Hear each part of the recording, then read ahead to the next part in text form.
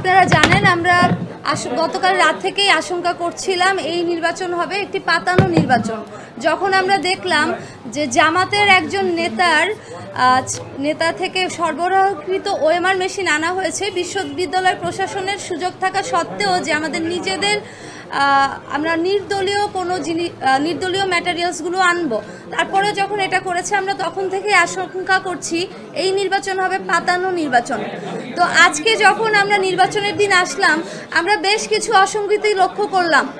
একে একে আমি পয়েন্টগুলো বলছি। প্রথমত, কোনো হলে এমন কালি দেওয়া হয়নি যেটা অ্যাকচুয়ালি ইলেকশনে দেওয়া হয়। প্রত্যেকটা হলের যে কালিগুলো দেওয়া হয়েছে ভোটের পর সেগুলো মুছে গিয়েছে। আপনারা দেখবেন আমাদের কারো আঙুলে কালি নেই, আমরা কিন্তু ভোট দিয়েছি। তারপরে তাজউদ্দিন হলে আমাদের ভিপি প্রার্থীকে ঢুকতে দেওয়া হয়নি এবং তার সাথে প্রচুর মিসবিহেভিয়ার করা হয়েছে। তাজউদ্দিন হলের আরও একটা অসঙ্গতি হচ্ছে সেখানে ভোটার লিস্টে কারো ছবি নেই। ছবি না থাকার কারণে সেখানে নির্বাচন 2 ঘন্টা বন্ধ ছিল। 21 নং হলে ছেলেদের মব সৃষ্টি করা হয় এবং মেয়েদের জাহানারা ইমাম হলে একজন স্বতন্ত্র প্রার্থীর গায়ে হাত তোলার অভিযোগ পাওয়া যায়, সেখানেও একটি মব সৃষ্টি করা হয় এবং এই যে অভিযোগটা এসেছে কিন্তু শিবির প্যানেলের বিরুদ্ধে। তারপর শিবিরের যে ক্যান্ডিডেট আছে মেঘলা, তিনি সাংবাদিক পরিচয় দিয়ে সাংবাদিকদের কার্ড নিয়ে সবগুলো হলের একদম রেস্ট্রিক্টেড জোনেও প্রবেশ করছে, যেখানে অন্য কাউকে স্পেশালি আমাদের যে প্যানেল আছে তাদের কাউকে কিন্তু প্রবেশ করতে দেওয়া হচ্ছে না। শিবির নেত্রী মেঘলাকে বাধা দেওয়া হয়নি। এক্ষেত্রে প্রশাসন নিরপেক্ষতা হারিয়েছে। অভিযোগ এসেছে যে মেঘলার কারচুপির কারণে একটি হলে ভোট গ্রহণ বন্ধ হয়েছে। ডেইলি সমকালে এই নিউজ এসেছে। অন্য ক্যান্ডিডেটরাও এই কমপ্লেন করেছে কিন্তু প্রশাসন কোনো ব্যবস্থা নেয়নি। তারপরে আপনারা জানেন যে আমরা যে আশঙ্কার কারণে জামাত নেতার সরবরাহকৃত ওএমআর মেশিন চাইনি, সাধারণ শিক্ষার্থীরা এবং আমরা সবাই মিলে প্রশ্ন তুলেছিলাম এটা বন্ধ করতে হবে এবং প্রশাসন বন্ধ করেছিল, সেই একই জামাত নেতার ব্যালট দিয়ে নির্বাচন কিন্তু গ্রহণ করা হচ্ছে। এরই পরিপ্রেক্ষিতে আমরা দেখেছি একটি হলে যে ব্যালট পেপার আছে সেই ব্যালট পেপারের মধ্যে কার্যকরী সদস্যদের 3 জন ভোট দেওয়ার কথা, কিন্তু সেখানে লেখা আছে একজনকে ভোট দিন। তাহলে এই ব্যালট পেপারের মধ্যে পার্থক্যটা কেন থাকবে যদি ব্যালট পেপারে কোনো অসঙ্গতি না থাকে?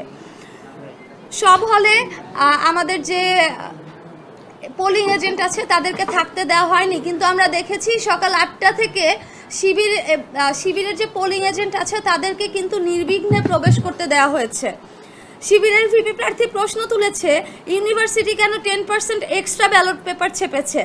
আমাদের প্রশ্ন, জামাত নেতার কোম্পানি থেকে ছাপানো ব্যালট 10-20% এক্সট্রা শিবিরকে দেওয়া হয়েছে কিনা। হলগুলোতে আমাদের প্রার্থী ও এজেন্টদের যে বাধা দেওয়া হয়েছে ওই জাল ব্যালট দিয়ে ভোট কাস্ট করা হয়েছে কিনা। আমরা লক্ষ্য করেছি মেয়েদের হলগুলোতে আইডি কার্ড চেঞ্জ করে করে একই মেয়ে বারবার ভোট দিতে গিয়েছে, কিন্তু প্রশাসন সেক্ষেত্রে নীরব থেকেছে।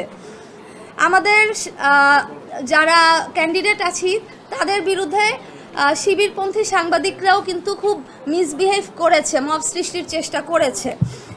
সুতরাং এসব ঘটনা প্রমাণ করে আমাদের যে জাকসু নির্বাচন সেটা টোটালি ইলেকশন ইঞ্জিনিয়ারিং করা হয়েছে, কোনোভাবেই সুষ্ঠু নির্বাচন হচ্ছে না। এটা একটা পরিপূর্ণ কারচুপির নির্বাচন, প্রহসনের নির্বাচন। আমরা দাবি করেছিলাম জামাত নেতার ছাপানো ব্যালট বাদ দিয়ে নির্বাচন করতে। ভিসি ও রিটার্নিং অফিসার আমাদের দাবি মানেন নাই। তারা যে কারণে জামাত নেতার সাপ্লাই করা ওএমআর মেশিনে ভোট গণনা বন্ধ করেছে, সেই একই কারণে জামাতের সাপ্লাই করা ব্যালটে ফেয়ার ইলেকশন হচ্ছে না। আমরা দাবি করেছি একটি ফ্রি অ্যান্ড ফেয়ার ইলেকশনের, কিন্তু ভয়াবহ ব্যাপার হচ্ছে ভোট কেন্দ্রগুলো মনিটর করার জন্য জামাত নেতার কোম্পানিকেই ডিরেক্ট টেলিকাস্ট সহ ভিডিও ক্যামেরা সাপ্লাই দিয়ে সিসিটিভির দায়িত্ব দেওয়া হয়েছে। এর মাধ্যমে শিবিরকে পুরো ভোট কেন্দ্রগুলো মনিটর করার সুযোগ করে দেওয়া হয়েছে। আমাদের বিজয় ব্যাহত করতে ইউনিভার্সিটি প্রশাসন জামাত শিবিরের সাথে এক হয়ে ইলেকশন ইঞ্জিনিয়ারিং এর ব্যবস্থা করেছে। এই নির্বাচনে স্টুডেন্টদের সত্যিকার রায়ের প্রতিফলন ঘটছে না। এসবের প্রতিবাদে আমরা নির্বাচন বর্জন করতে বাধ্য হচ্ছি।